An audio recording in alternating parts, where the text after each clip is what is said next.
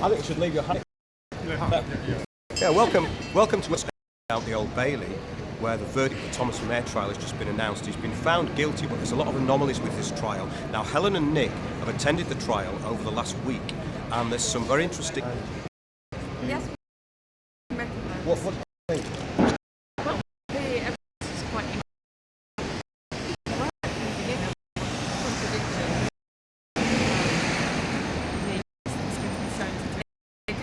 say that they wouldn't be able to show any photos, and that really alerted me. Well, this is very, very suspicious in a way, because if a jury isn't shown the body, then where's the evidence? Yes, it goes back to asking them to make a very big assumption when it's a murder trial, and they've got no evidence of the murder.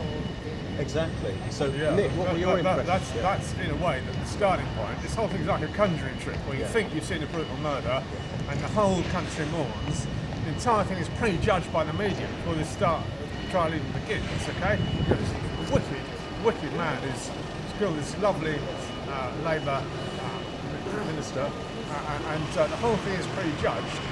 And you get the people who knew Thomas Mair, it's two brothers, all various local relatives, people lived all around him. So what a gentle, kindly, caring fellow he is. He wouldn't hurt a flea. He did volunteer work in the garden, public gardens, and then suddenly you get the media saying, oh, he's a Nazi, he's a Nazi. So, yeah, a lot of this stuff was brought in a bit later as well. So initially, when this thing hit, the story was already victory, but there were anomalies straight away. Can you give us some of those anomalies that haven't really been brought up again? Well, as Helen said, there was no body, but there's no blood either. You get this apparent brutal murder with a knife and a gun, 15 stabbings, and then you get shown close-up, detailed pictures of this library. She's supposed to go to the library, and the pavement. There's no drop of blood anywhere, and no wonder in all the early stories the media aren't sure where it was supposed to happen. Was it in front of this car? Was it behind the car? Was it at the steps of the library? And then they're not even sure, did she die in front of the library? That was some reports. Certified dead, 1:48 p.m. Then other reports, oh no, she was taken to the hospital, Leeds General Infirmary, certified dead, Leeds General Infirmary. So all aspects of this case, you keep getting useful stories, don't you? Yes, different stories. Papers and also what we heard here. Exactly. Now let's bring it back to what was actually said in the court. Can you... Well, it was very... some of those are a little bit difficult. One really struck me was this, that they're going to use CGI photos. Anything that they were asking them to make this big assumption that the murder had taken place because they heard it on the news. And really it was the only... but as well as that, the whole case revolved around the prosecution lawyer who kept telling the jury how wicked this guy was and what he'd done, and there wasn't any defence. There was a defence lawyer there, well, I don't know why he bothered to turn up really. He just gave a 10-minute summary at the end in which he totally endorsed what the prosecution lawyer had said. And the guy in the witness box, supposed to be Thomas Mair, he only said one word throughout the entire trial, okay? He was asked, are you Thomas Mair? He said yes, not on oath, it's the only word he spoke. He showed no interest whatever in the proceedings. Even when apparently brutal pictures of the camera of him supposedly stabbing were shown, people didn't even look. He just kept his eyes down all the time. He had no interest. He was just like some bored guy hired. He's supposed to be a lookalike of Thomas Mair. The court wasn't given any evidence, I would say, that it was Thomas Mair. and the neighbours gave such a different impression. When the story first broke, they interviewed some really good neighbours.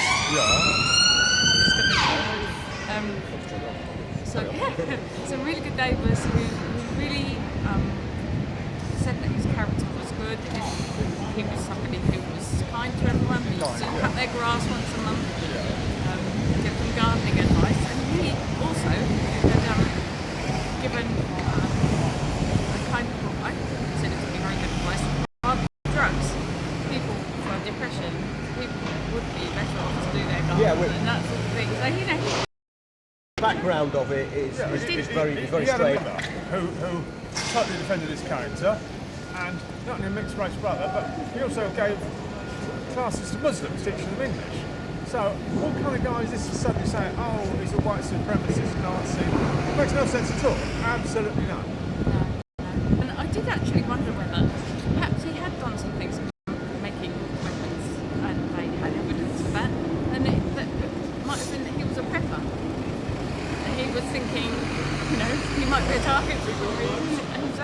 we'll never know that. But a lot of propagandized statements came out, which seemed very unnatural during the whole thing. Not just from the Brendan part, but also the way the newspaper had presented it, the newspapers and the media presented it, because what they were saying was that this is basically an act of terrorism, and that was backed up by the police, and this was all basically tied into the vote, wasn't it? That was the whole totally propagandized, and that's what makes it all very strange. Yeah, massive tsunami of propaganda trying to stop the British people to vote for Brexit. Financial markets went all joyful. Well, So when she was killed, if she was killed, that had a massive effect in knocking out the Brexit vote, which in turn makes you ask, what was supposed to do? A load of other onlookers. They kept using the library, witnesses from the cafe over the road, somebody in a taxi, 2 other women got out of the car with Joe Cox. So you've got a load of witnesses, 6, 7, all standing around. This quite small little guy, fragile like Thomas Mayer, can just do that and then walk away down the hill. Yes, that's very important. The motive doesn't make sense. No, it doesn't add up with when you what try and we've think been told. who else had a motive, then it does start to question the whole story. I wouldn't want to say that there wasn't a murder, but I think the person who had the motive for the murder wasn't necessarily this little gardener. Well, it's very, very interesting, and it doesn't really add up. So we're going to be covering this in the next week or so, and we're going to be speaking to Nick and hopefully you as well. Nick, last word. Yeah. Well, I think that the 12 jury selected here have been conned. They agreed in good faith to sit for 6 days, and they only heard one side, a ceaseless load of alleged stories that kept coming apart. They kept not making sense. When they give you one little bit, not only there's no blood on the scene, but when they arrested Thomas Mayer, they initially whack his head onto the ground to make him bleed profusely. So there's a load of blood. A load of blood. Now that's the only blood that that comes from him, and yet they keep finding his DNA from his blood inside the rucksack, for example. They arrest him in the rucksack, and then how do the police know that they can identify him? Well, what they said in the day after, when they arrested him, about half a mile away from the scene, they said they knew it. They said because he was wearing a black cap and black baseball cap and it had blood on it, blood stains. That's what they said, okay? Now, the guy at the scene, the picture's released, they've got a guy with a white hat and white baseball cap, and this court case has released CCTV showing a guy with a white cap drifting through the town and apparently coming up to this library and doing the thing. And that's when they made up that story about the colour.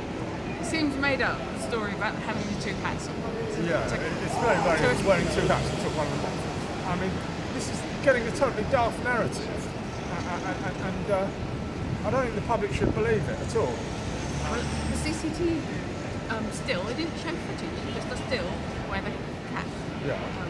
So it doesn't appear to have been hampered with anything. Right, so you're saying that the photograph looks quite suspicious. I mean, that does sound like it sounds to me a little bit like a cover story, because we had conflicting colours of the hats to start with. It's almost like that was brought in because of that. We will never know. Yeah. Goatee beard, sorry, not such a beard, a little goatee beard, somebody who knew him quite well. I think they sounded quite credible. Yeah. So now the guy they had in the court had a beard, but the original picture we were shown of Thomas Mayer was clean shaven.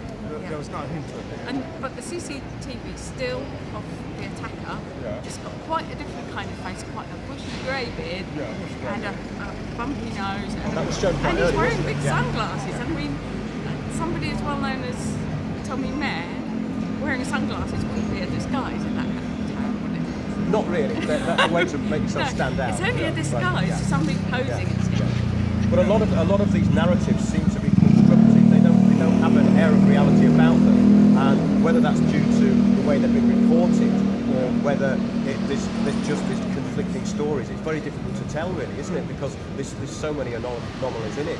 What have been the weeks to come, because you've done quite extensive research on this one, and I think you're going to have a bit more of well, normally, Mark, as we know, Pats is put away for life. He's bumped off, put away for life. So this guy's got life, we're told it means life, and I doubt if anyone is going to get to speak to him. But what I think we would like to see is just his 2 brothers, Thomas Mayer, go to visit this guy in prison and say, is that your brother? I think we would tend to doubt that it is really your brother. The guy who was in the court case, assuming he's the guy they can put in prison. Well, there's a sense of unreality about the whole thing. There's nothing that really rings true about it, which is quite disturbing, really, for a Very trial this disturbing, big yeah. and something that you've been in the public gallery observing. Yes. And you still find this unreality about it. So that's a very, very interesting and good place to leave it for now. Yeah. That's it from Okay. Windows on the World, and we'll see you soon. Hey, thank you everyone. Come out because Is that too long? yeah, it was a little bit longer. You tried to shut us up a bit earlier. Yes, I guess. Oh, sorry. Careful in the way.